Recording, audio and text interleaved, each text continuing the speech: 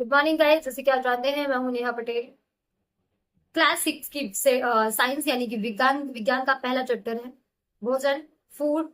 ये कहाँ से आता है? जो भोजन है वो कहाँ से आता है, साइंस का पहला चैप्टर है।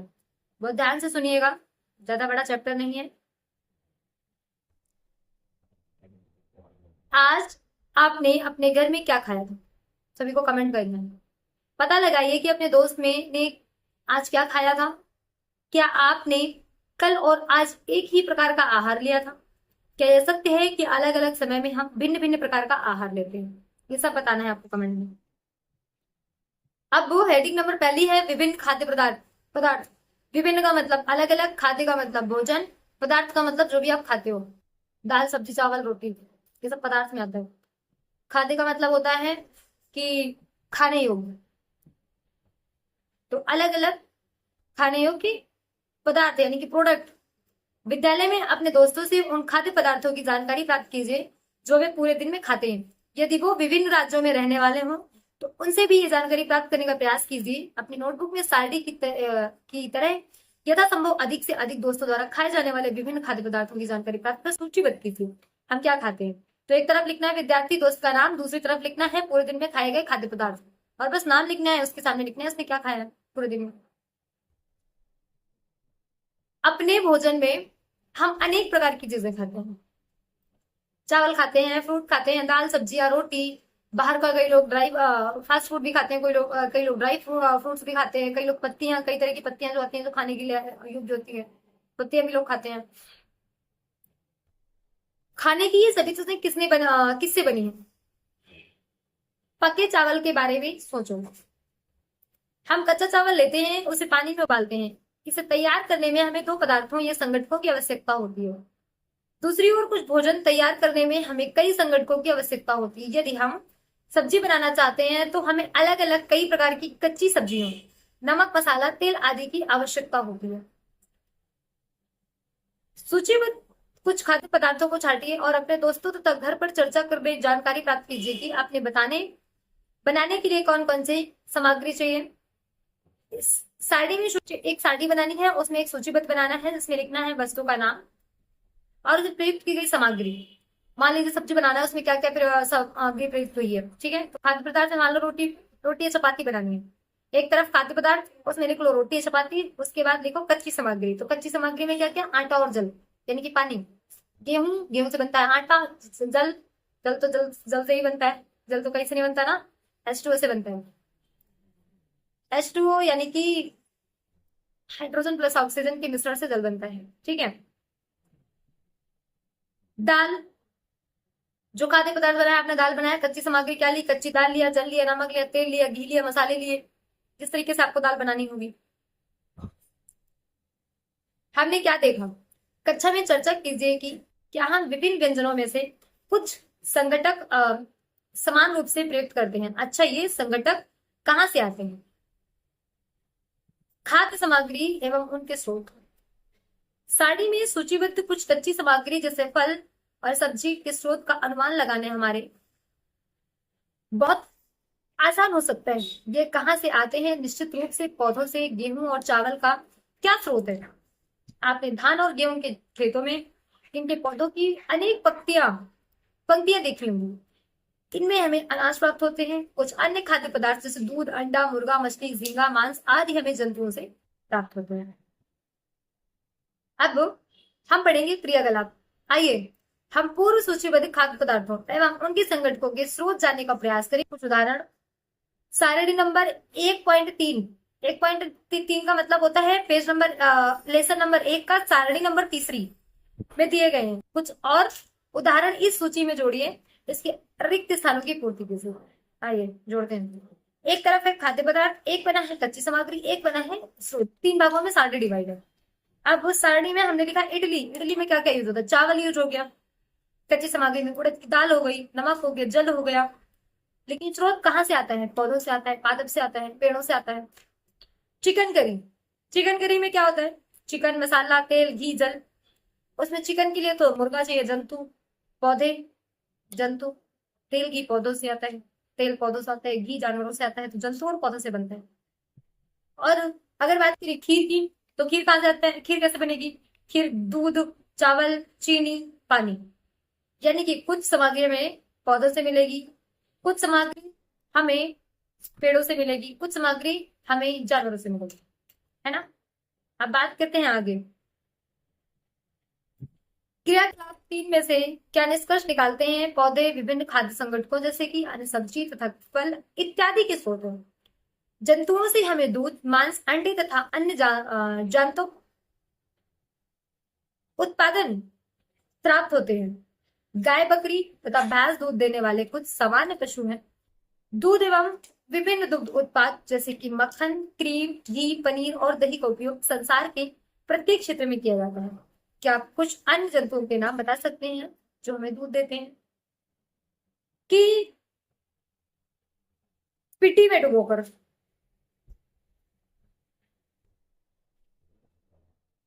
बात करते हैं। पौधे हमारे भोजन का एक मुख्य स्रोत है। हम पौधों के कौन कौन से भाग का उपयोग खाद्य पदार्थ के रूप में करते हैं? हम पत्तियों वाली अनेक सब्जियां खाते हैं, कुछ पौधे के फलों को भोजन के रूप में खाते हैं।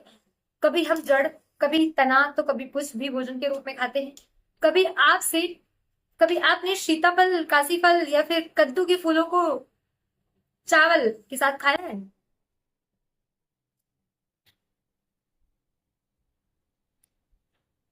एक लड़की का नाम है पहेली, वो जानना चाहती है कि हमारे भोजन का पौधे और जंतुओं के अलावा भी कोई अन्य स्रोत है क्या। अब बात करते हैं। एक पौधा है, ये रहा, ये पेड़ है, ये पौधा है कि मिट्टी में डुबोकर डुबोकर ये तलकर पकौड़ी बनाकर खाया है। इसका प्रयत्न कीजिए। कुछ पौधों के 2 या 2 से अधिक भाग खाने योग्य होते हैं। जैसे सरसों, उदाहरण के लिए सरसों के बीज से हमें तेल प्राप्त होता है एवं इनकी पत्तियों का उपयोग साग बनाने में किया जाता है। क्या आप केले के पौधों से विभिन्न भागों के बारे में सोच सकते हैं? केले को तो एक तो फ्रूट देता है, उसके बाद केले की सब्जियां बनती हैं, लेकिन तने से कुछ नहीं बनता, फलों से बनता है, फल से सब्जी बनती है, फल पका करके भी खाया जाता है। ठीक है, इन्हें हम भोजन के रूप में लेते हैं। क्या आप किसी अन्य पौधे के बारे में सोच सकते हैं जिसके 2 या अधिक भाग खाए जाते हैं? हाँ, जैसे कि अरबी, अरबी का तना भी खाया जाता है, पत्ती भी खाई जाती है, और अरबी का जड़ भी खाया जाता है। आप पढ़ेंगे क्रियाकलाप नंबर 4। सारणी ने सूचीबद्ध सभी खाद्य पदार्थों में से उन संगठकों को छाटिए जिनका मुख्य स्रोत पौधा है। ये पौधों के किन भागों से प्राप्त होते हैं? इन खाद्य पदार्थों और पौधों के भागों को सारणी 1.4 के अनुसार सूचीबद्ध कीजिए। भोजन के रूप में पौधे के भाग: बैंगन का भरता, बैंगन मिर्च मसाले के रूप में कोई अन्न, पौधे का भाग जो हमें संगठक देता है फल, तेल, मूंगफली, सरसों, सोयाबीन, ये किसी अन्य पौधे से बीज। बात करते हैं क्रियाकलाप नंबर 5 की। आप लोगों को एक काम देती हूँ कि अपने आसपास अनजान पौधों पर यह देखने के लिए परीक्षण ना करें कि खाने योग्य है। कभी कभी पौधे विषैले भी हो सकते हैं, कई पौधे ऐसे भी होते हैं जो जहरीले होते हैं, वो नहीं खाने चाहिए। मूंग अथवा चने के कुछ सूखे बीज लीजिए। अब इनमें से कुछ बीजों को जल से भरे एक पात्र में डाल दें तथा 1 दिन के लिए छोड़ दीजिए। अगले दिन जल को पूरी तरह निकाल लें और बीजों को गिलास में रहने दें। उन्हें एक गीले कपड़े में लपेटकर एक और रख दीजिए। अब क्या आप बीजों से कुछ परिवर्तन देखते हैं? ये एक छोटी सी सफेद संरचना है, यानी कि बीज अंकुरित हो जाते हैं। अब बीज से बाहर निकल आती हैं, यदि हाँ तो बीज अंकुरित हो गए हैं, यदि नहीं तो बीजों को पानी में धोएं, पानी निकाल दें और गीले कपड़े में ढककर अगले दिन के लिए उन्हें छोड़ दें। क्या उस दिन आपको बीजों से बाहर निकलता हुआ एक छोटा सा अंकुर दिखाई देता है? अंकुरों को सावधानी से धोकर आप इन्हें खा सकते हैं। ये उबाले भी जा सकते हैं।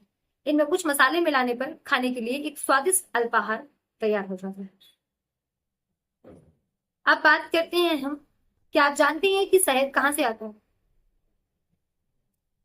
किसी को पता है कि शहद कहाँ से आता है, कैसे बनता है, यह कैसे उत्पादित होता है, या आपके एक मधुमक्खी का छत्ता देखा होगा, आप लोगों ने एक मधुमक्खी का छत्ता देखा होगा, जहाँ बहुत सी मधुमक्खियां भिनभिनाया करती हैं।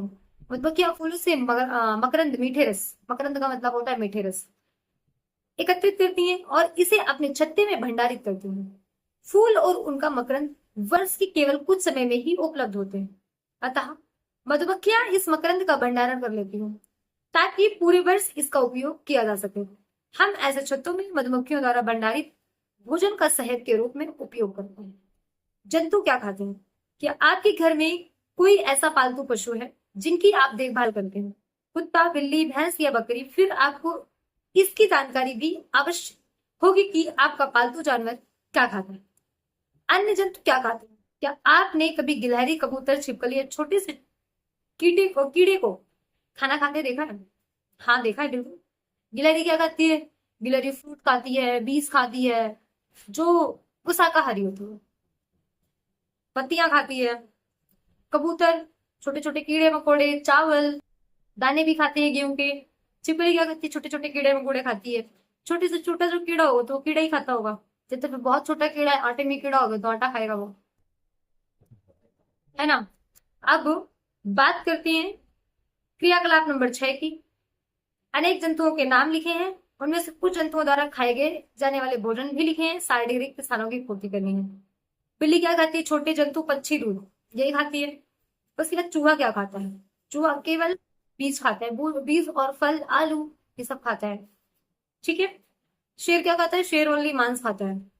बाघ क्या खाता है? मांस खाता है, जंतु खाता है। मकड़ी क्या खाती है?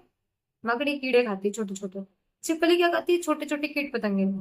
गाय क्या खाती है? गाय घास खाती है, दाल खाती है, चावल खाती है, रोटी खाती है, ये भी खाती है ना। और मनुष्य क्या खाता है? मनुष्य खाते हैं दूध, अंडे, मुर्गी, मछली, दही, चावल, रोटी, सब्जी, सब खाते हैं। तितली क्या खाती है? तितली छोटे छोटे कीट पतंग खाती है। और अन्य जंतु जो तुम्हारे मन में है वो नीचे एक अन्य का कॉलम है, उसमें बना के लिखिएगा। अब बात करते हैं साड़ी नंबर 7 की। साड़ी नंबर 7, सॉरी, साड़ी क्रियाकलाप नंबर 7 है। साड़ी नंबर 1.5 को ध्यान से देखिए और इसके जंतुओं को 3 वर्गों में विभाजित कीजिए। पहले वर्ग में केवल उन जंतुओं के नाम लिखिए जो केवल पौधे और पादप उत्पाद खाते हैं। पौधे और पादप उत्पाद का मतलब होता है जैसे गिलहरी हो गई, गाय हो गई, और क्या हो गया? गिलहरी, गाय, चूहा, इस टाइप के एक तरफ करने हैं। ठीक है। फिर उसके बाद में इन्हें शाकाहारी जंतु कहते हैं। यहाँ कुछ जंतु ऐसे हैं जो दूसरे प्राणियों को खाते हैं, उन्हें दूसरे वर्ग में रखने हैं। इन प्राणियों को मांसाहारी जंतु कहते हैं। क्या आप कुछ ऐसे जंतुओं को जानते हैं जिनका भोजन पौधे और जंतु दोनों ही होते हैं? इन्हें तीसरे वर्ग में रखिए जिन्हें सर्वाहारी जंतु कहते हैं। आप इन्हें साड़ी नंबर 1.6 के अनुसार 3 अलग अलग वर्गों में लिखिए। साड़ी नंबर 6 जो बना है 1.6, उसमें अलग अलग बना हुआ लाइनिंग बनी है, उस लाइनिंग में आप विभाजित कर सकते हैं। पहली जानना चाहती है, पहली एक लड़की है, वो जानना चाहती है कि मनुष्य, साड़ी 1.6 है, वो भरते समय मनुष्य के आप किस वर्ग में रखेंगे? तो मनुष्य सर्वाहारी होगा। हम जानते हैं कि हम में से बहुत से लोग